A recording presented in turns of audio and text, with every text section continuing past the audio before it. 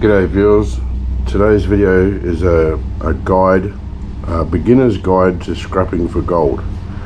Now, I've had a few viewers ask me recently to make an absolute beginner's guide. They have no idea what to scrap, and they want to know what's got the most gold, what can be combined, like do they all have to be done individually or can they all be put together to process together, things like that.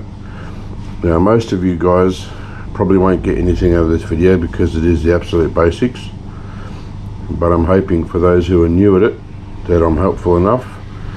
The problem is, when I was asked to make this video, I had just finished depopulating all my boards. I had about 10 kilos of them. So that's why it's been a week since I was asked. I've managed to accumulate just a small amount of boards. Got a few things to show you. I just hope it's going to be useful. So what I do is, while I'm sitting watching prospecting shows on TV, I'm scrapping computers and whatever else. So this is my container full of IC chips and transistors. When asking what can you combine, so I've got LED globes, I've got IC chips, I've got transistors, bits of board that have got gold impregnated inside. It's hard to get out. I just burn them and treat them the same. All kinds of things, like these are three-legged transistors. There's flat ones, there's round ones, all different sorts. I did a video on these not so long ago, a little bit of gold in each of those. There's all kinds of things in here. I've got some rather big MOSFETs in here. There's a MOSFET. I've got some much bigger ones than that even. I've got some really big IC chips down to some really small IC chips. And a lot of the things that I separate don't need to be separated. I do it for videos. So, like for here example, I've got four-legged IC chips and flat packs, and everyone's got their different opinion on what a flat pack is. The way I see it, things like this that are really fat, they're most likely flat packs, and then you get some like this that are really thin, and they're just four-legged ICs that's paper thin. But either way, there's going to be a story about four-legged ICs or whatever you call them. So, you know, all of these could be combined because they all get treated the same way. They've all got steel and they all have to be burnt and crushed. Most times you see YouTubers do one particular thing because it's easier for the beginners to understand one item rather than lots of items. But I was specifically asked what can be combined to save time and acids and so on. So basically anything that's got legs or steel can be combined. And I'll show you a few other things that I've had prepared. So this is from a mouse. That chip you can see there, it's got a nice gold coating on the legs, and inside there is a bond wire that goes from each leg into the middle, the gold bond wire. I've actually seen inside one of these, someone cracked one open, and it's quite impressive. They don't always have the gold coated legs. This one does, so what you can do if you chose to was to cut the legs off and put them in gold pins. I'll just put it straight in with ICs, and so that's that. There's some aluminium capacitors on here.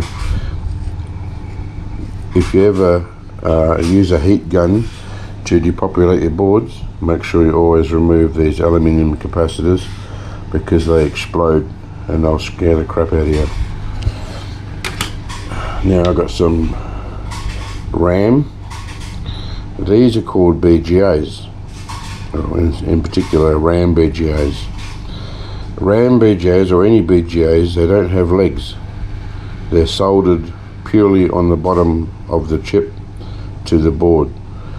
And the BGA stands for ball grid array. So if you look at the back of these, I'll show you one soon, the little solder balls on the back of them. And just heating these up is enough to slide them off the board. They don't go with things that have got steel because they're treated separately. You probably could if you really wanted to, but generally, because there's no steel, there's one particular job out the way. Normally with ICs you have to separate the steel and so on, so that's why these normally go separately. However, these do need to be soaked in hydrochloric acid to remove the tin and solder.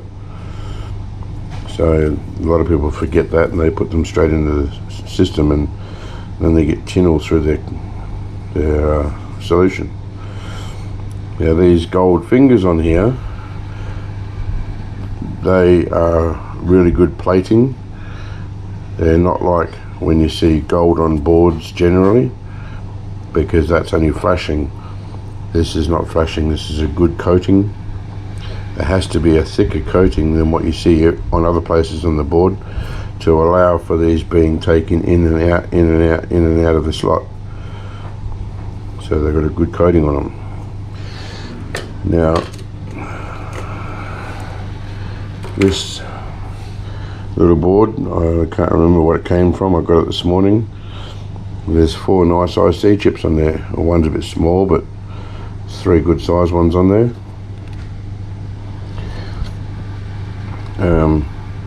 Some people just run a knife along each side of the IC chip and breaks the legs off. Some people use a heat gun to depopulate them. I generally go with the heat gun, much quicker and easier. This little thing here had an IC chip in there. The holes in there are not gold plated. Sometimes they are. This particular one's not. Now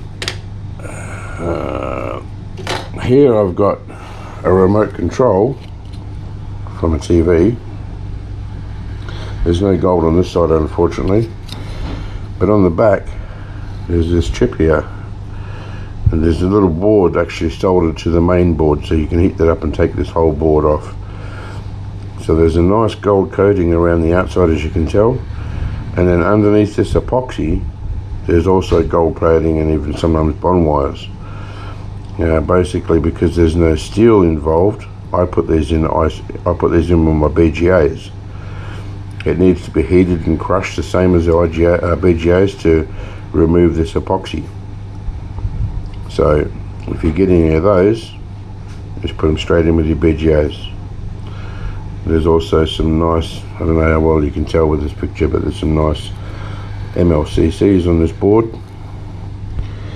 Nothing else really to look about on this board except for the microphone, which came off, and there's a gold plating in there, not much, but a little bit, and you can see the outside's folded over, so you can get some cutters in there and peel the outside off, get that little plate out of there.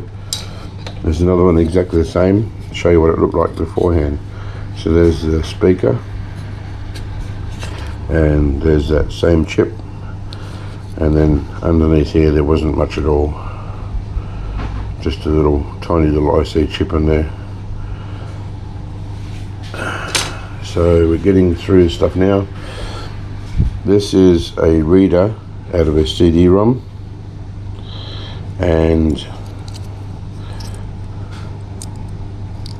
in here, in that little space above my thumb there, between the 2 black bits there, was a diode, a laser diode, and I've got it right here. It's encapsulated in this zinc. You see the legs are sticking up on top, so I need to cut the zinc open and get the diode out of there. There's also a flat one on here, that little white square. Now they do have bond wires inside them. I saw a guy had a magnifying glass, he took a photo of one of these, and they're quite impressive, the gold wires inside. So I'll just chop the ribbon wire and put it in with my BGAs. There's no steel on there, so it can go with BGAs to be sorted. Now, fans. You're going to come across fans a lot. There's fans in almost everything. I used to throw them away a long time ago when I started. This is a decent size one. I've actually kept quite a few of these, thinking they might be good for projects. I'm hoping that I can use these as exhaust fans for my fume hood that I want to build, and I've got quite a few of these spare.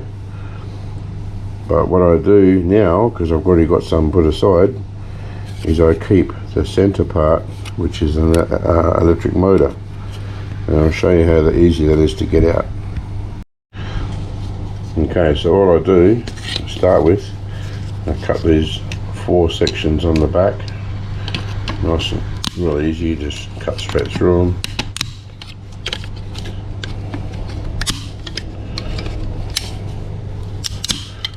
And that takes care of the outside part. And then these blades, they cut off real easy. You can either twist them off or you can just cut them. Most times they twist off real easy. And I'll just do that till all the blades are taken off.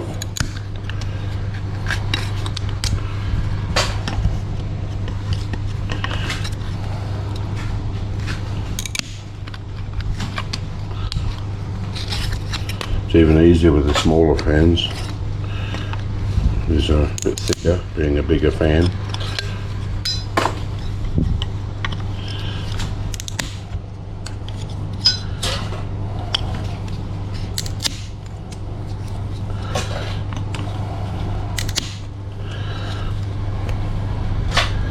And there you have an electric motor. So I don't do anything to that now, I just put that straight in electric motors. Here I've got a CD drive, so I'm just showing you what's inside these. There's a nice board there. It's got IC chip there, IC chip there, IC chip there, transistor here, and some nice MLCCs.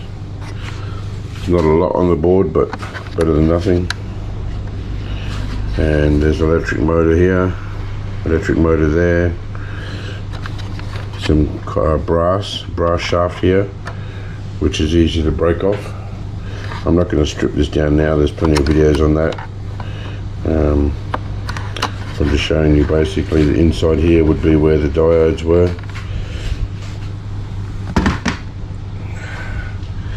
Here I've got a hard drive. I'm not going to completely strip the hard drive, there's plenty of videos on that. I'm just showing you where the gold is. There's not really much gold in a hard drive. There's a few pins just here, and usually some pins here, and that's it as far as gold's concerned. Except on the very tip of the reader they say there's gold, but I don't ever bother with it, it's so fine. But this board is quite good. I like boards off hard drives. So you've got a little IC chip there, smaller one there, and what 4-sided leg IC chip or flat pack, whichever you call it, and a long 2-sided leg there. Some nice MLCCs just here, a few more up the side, and then you got your gold pins. Now these are generally a good coating. Like I said before, you've got to eye out for plugs to be plugged on and unplugged, plugged on and unplugged. So they've got to be a pretty thick coating to allow for that. And they're really easy to process, really easy to take off. So I take those off and put them in on pins. With my container of pins, just looks like this. Whenever I get some things that have got pins in them, if I can separate the pins completely, I do. Some of them are a bit fiddlier, and for the most part I just put them all together, and I'll sort this out later on. All the ones that are just straight pins go into one container, and then things like this will go into another container. Inside keyboards you got a mylar, and this is coated in silver. All these dots and lines is all silver. Very, very easy to remove. You can put them in bleach, you can put them in nitric acid, and it doesn't take long, a couple of seconds or so, and the silver comes off. They're cut in half because my container that I'll be putting them in is small, so they're generally quite long, and there's 2 sheets that have got silver on them for for most keyboards. Some don't look like this, some are grey and they're a bit funny, but 99% of keyboards look like this. What else have I got here? A power supply, which I started opening this morning, and these anything that's got, this is a starter cable. I'll start with this one. Starter cables, they look like this. They're thick red, sometimes blue, sometimes orange, but there's not many other cords that look like this. It's easier to identify. They've got a black plug on the end with the very tips are gold plated. Now this one doesn't look like there's a lot of gold on there. Some of them have a much better coating than others. I guess it all depends on the manufacturer, how much they wanted to spend on their items. Some of them are really good, and you can see it says SATA just in there.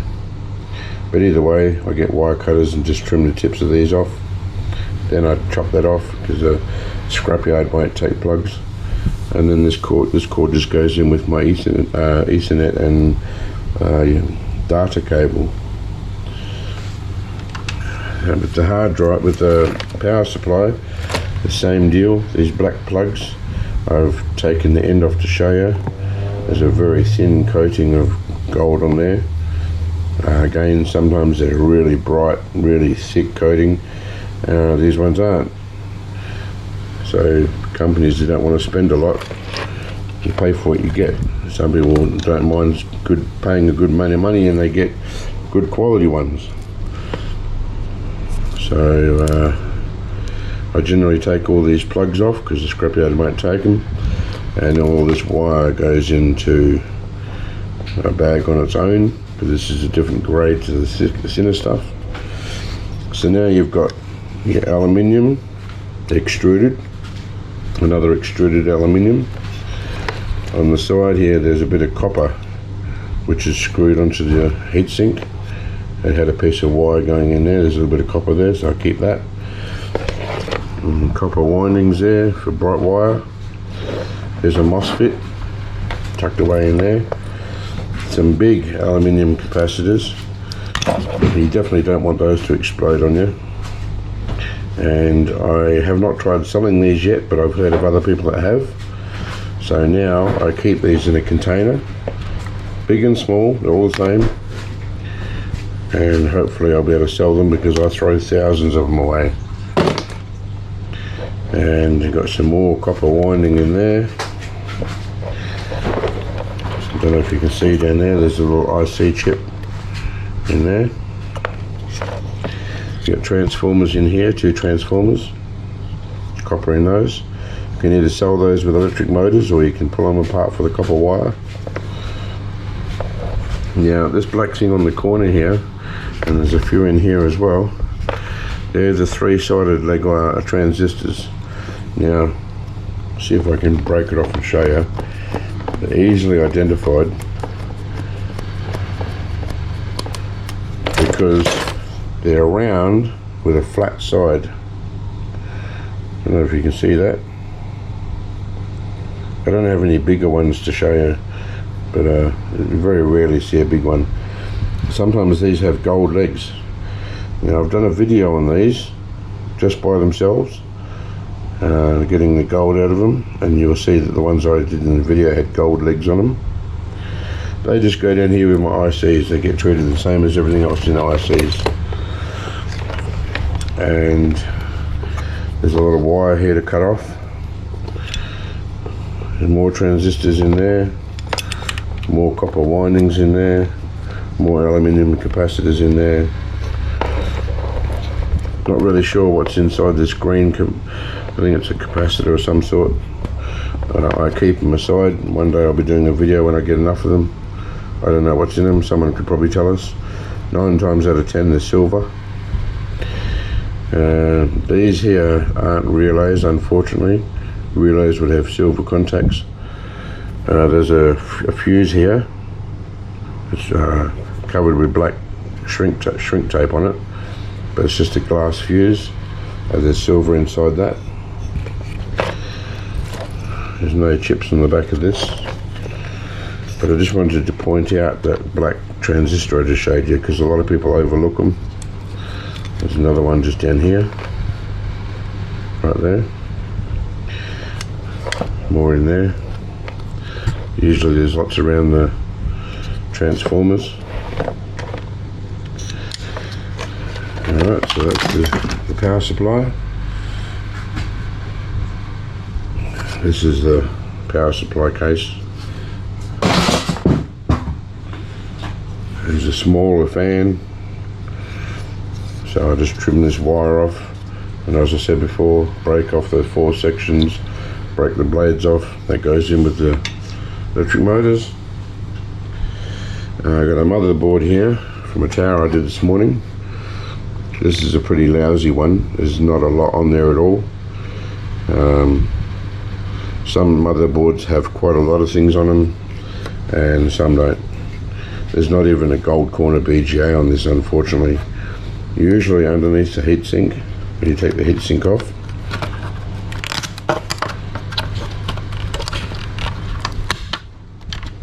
usually there's a gold corner BGA. There's not on this one. These are worthless, okay? Even though you see tiny bits of gold there, it's not even worth chasing.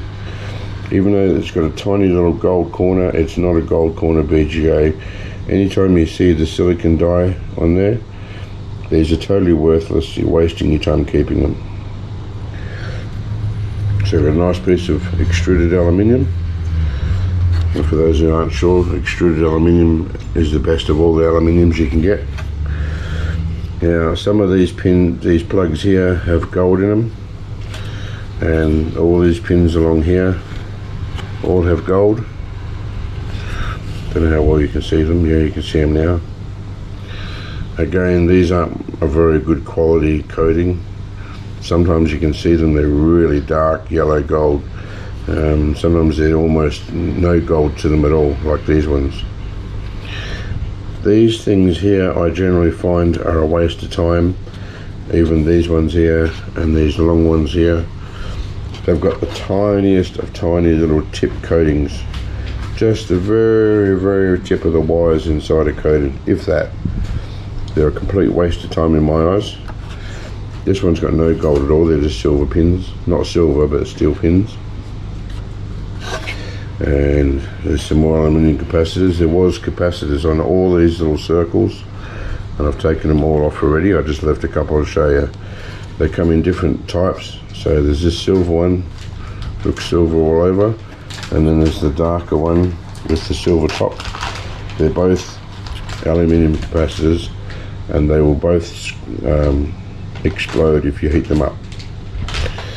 The CPU is still on here, and this one has no legs on it. It's almost like the gold's just painted on. These aren't even worth buying. If you ever get the option to buy CPUs, don't buy the ones with just this like paint on there, plating, because or you will get gold off it, but not much. These would be the worst of all the CPUs. I'll show you some other ones in a minute that are different. There is a nice chunk of copper on the back here. It's tin coated, but it is copper. So copper's worth about $8 a kilo for the tin coated copper. I guess if someone wanted to sell you some CPUs you could say, okay, I'll pay $8 a kilo. That way you know you'll get your money back for the copper, and then whatever you get from the gold is a bonus, because it won't be much at all. I've got some here somewhere, I'm just trying to find it, and here it is. It's got gold pins on it. They're only tiny pins, but they're pins nonetheless, and they've got a good coating on them for the same reason as other things. They've got to be put in and out, put in and out, put in and out. So they've got to have a good coating on the pins, and you just heat them up and save all the pins, tap it like that into a bowl, and they'll fall into the bowl. You will need to soak them in hydrochloric acid because they will have the solder on the bottom of them. So before you treat them, you've got to do that. I've already taken the heatsink off this one. Don't get confused by that circuit die. It's not the same as this one here, because this is the CPU on the pins on the back. That one's going to have nothing. You can tell a good quality computer by a cheap one, because like even where the battery goes in, on some computers, both terminals on each side are gold plated. This one's not at all. There's usually a way you can find out if they're cheapskates or whether they put some money into their items. Yeah, these plugs here, a lot of people keep these. I personally think they're a waste of time. There are some pins in here, in this one here. They're not too bad, but they're not anywhere near the best I've ever seen. The USB slots in here, they've got 4 or 5 pins in each one that are usually gold coated on the tips. And there's the there's the Ethernet slot there. You can see there's some gold in there. I like those. Sometimes they're full length coated, sometimes only half. And these things here, and these things here, on a cheap board like this, you can tell it's cheap, there's not much gold on it. It's likely that these won't have any gold. But if you've got a good quality computer, there's lots of gold everywhere, and you know, the gold terminals for the battery and so on, then these pins inside sometimes have gold as well. I find when I just throw these out. I know some people keep them and they put them in gold stripper or whatever they use, or they put them through a hammer mill of some sort. But for what you get out of it, I don't find that they're worth it, and it's just a waste of acid. I only use my acids now on good quality stuff. There is gold in the CPU slot, not a lot, but there is gold in there. MLCC's inside there. There's lots of transistors on this board. There's all over the place. Transistors all along here. There's a nice IC chip there. But a lot of motherboards have got bigger than this, bigger chips. Gold corner BGA, which this isn't. I'll show you what one looks like in a minute if I've got one still. There's a tiny little IC chip there.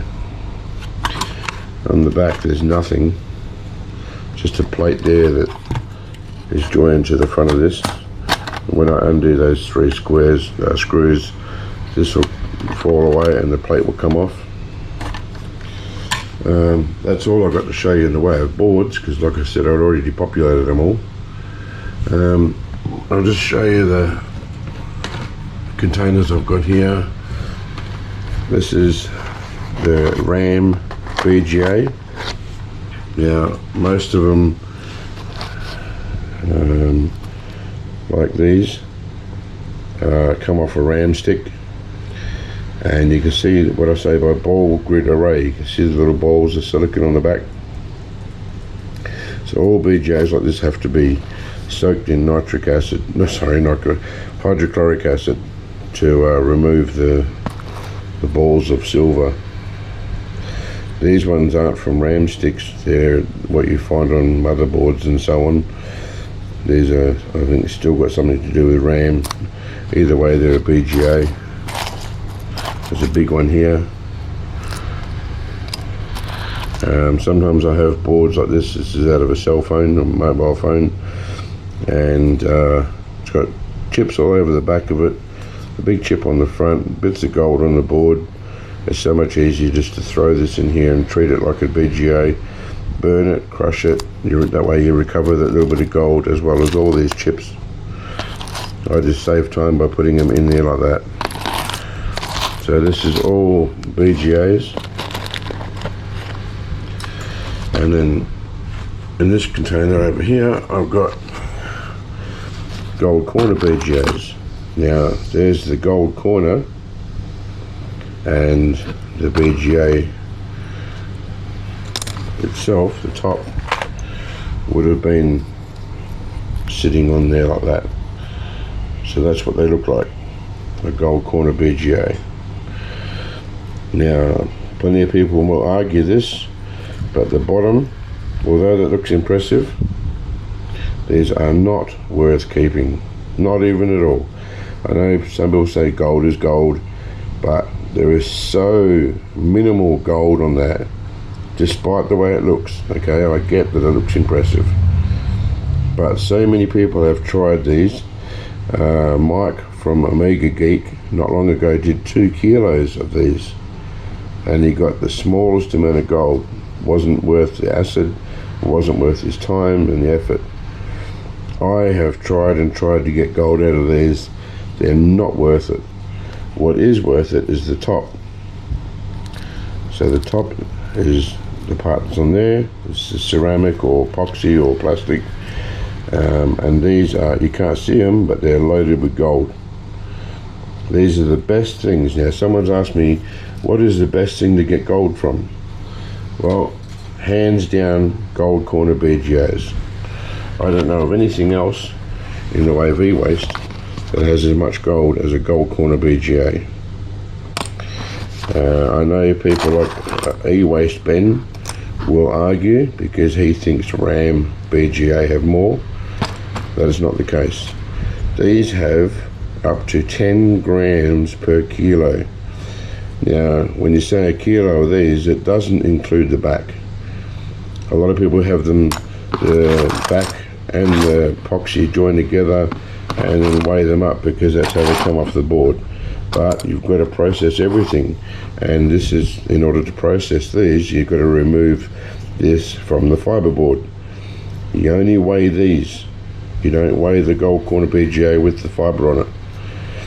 So a kilo of this epoxy, plastic, ceramic, whatever it is, will give up to 10 grams of gold. Now if you haven't heard this before, a lot of things depend on the manufacturer and the age. Older computers have more gold than newer computers. Some manufacturers use more gold than other manufacturers. So there can never be a set amount. You can't say, oh, you will get 10 grams of gold, because these are all from different manufacturers. There's no way of knowing until you process it. But the stats say roughly 10 grams. Whereas opposed to the RAM BGAs, these yield up to 6 grams per kilo. Doesn't really matter what size they are. Obviously the bigger ones are going to have more, but generally speaking, they're all loaded full of gold. This is what e-waste Ben thinks is the best. I will prove it to him one day in a video. These are very good. Don't get me wrong. They're really good to have, but the gold corner BGAs come out on top every time. Except the only exception would be if they've got the copper heatsink on top. Now this here, you can see that round circle. It's actually the item is square and it's covered on the corners by the epoxy. It's a copper flat copper sheet inside there, which would obviously lower the weight of actual BGA because you've got to take into account the copper. So a kilo of these with the copper heatsink would yield less than a kilo of these without the heatsink. That's just normal. It's a given, but I still think there would be more gold in these ones with the heatsink than there would be in a RAM BGA, or it might be about the same. I'm going to find that out one day when I do a video, but someone's asked me what's got the best. This has got the best, hands down. I would say the number one thing for gold are these. The number two thing for gold would be the BGAs. The number three thing for gold would be IC chips. And the number four thing would be good quality pins. No, sorry, gold fingers like these. They would be number four. And then pins would be number five. And then after that, you've just got your flashing on boards and things like that. Sometimes they're not even worth keeping. But those are the things that I go for. These, BGAs, IC chips, and fingers from RAM and so on, slot cards, what do you call it, video cards, sound cards, things like that, and gold pins. I only try and keep good quality gold pins. If they've only got a fraction of gold on the very tip of the pin, I generally don't worry. I find it goes through more nitric acid than what I recover gold from. Now these can go in the same process as a RAM BGA if you wanted to combine them. However, these don't need to be soaked in nitric acid. Where are nitric from? These don't need to be soaked in hydrochloric acid because there's no solder on them. The RAM BGAs do. So you could soak these in hydrochloric acid and then combine these together, because after they've been soaked they would then be processed the same. There's no steel in these, so they can just be crushed up, filtered and processed. The only thing you would need to separate would be any of these that have the copper. You can see on this one there that the epoxy is chipped away, and the copper, you can see it's a square.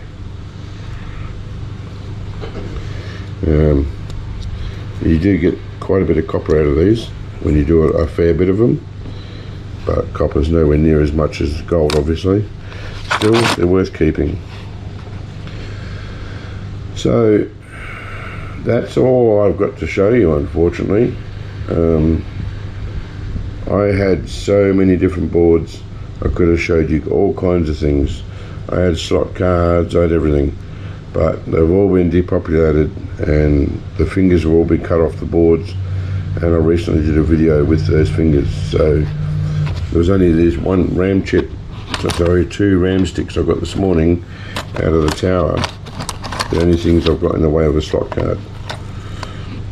So I hope that that's helped the people who wanted to learn what to scrap, how to scrap them. So these would be burnt. I know you could do wet ashing, which is where you put sulfuric acid in it.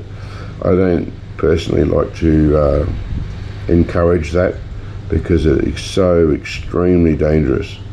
Sulfuric acid alone will eat you to the bone, but when you're dealing with hot sulfuric acid, that is deadly, and I don't want to be a part of anyone getting hurt, so I don't encourage it. I tend to just heat these up, burn them till they go white ash, and then I crush them up and treat them that way. It's a better, safer way to go. So it's really hard to know what else to show you guys. It's basically showed you the best thing to get. I showed you where they come from. I showed you what can be combined. As far as how to treat them, I've showed you that you burn these, crush them, treat them with nitric acid first to remove any silver and copper and all that type of thing that could be in there. And once you've completely rinsed it after that, then you put your acrorhizia in to get your gold. Same deal with these. After you've soaked them in hydrochloric acid first, you then treat them the same as these. IC chips, you've got to deal with the legs, the steel legs. Some people soak these in AP, which is what I'll probably end up doing, and it eats all these pins off. It's a much better way to go, and it uses far less nitric acid. Then once you've eaten all the pins off, you can then burn them, crush them just like a BGA, and treat it that way. Some people put a grinder or a Dremel and chop the legs off. You could do that too. These ones I've trimmed off with the wire cutters, that's why they're not very long. But I will probably end up putting all of these into AP first. I've showed you what boards I had available. I've showed you the transistors. There's really not much else I've got here to show you. So I'm hoping that's been helpful to some of you. Let me know if there's something you still want to know that I've missed. If I've missed it, it's because I haven't got it here to show you. And let me know how you go. I'm interested to learn how many of you guys are new to this and how many of my viewers aren't new to it. That way I can make videos according. Alright, so please leave your comments and smash that like button. I know everyone says it, but I've been inquiring as to how come I don't show up so much in the YouTube search bar. A lot of it is because they only promote videos they know people like. If nobody hits the like button, then they don't know if I've got good videos or not.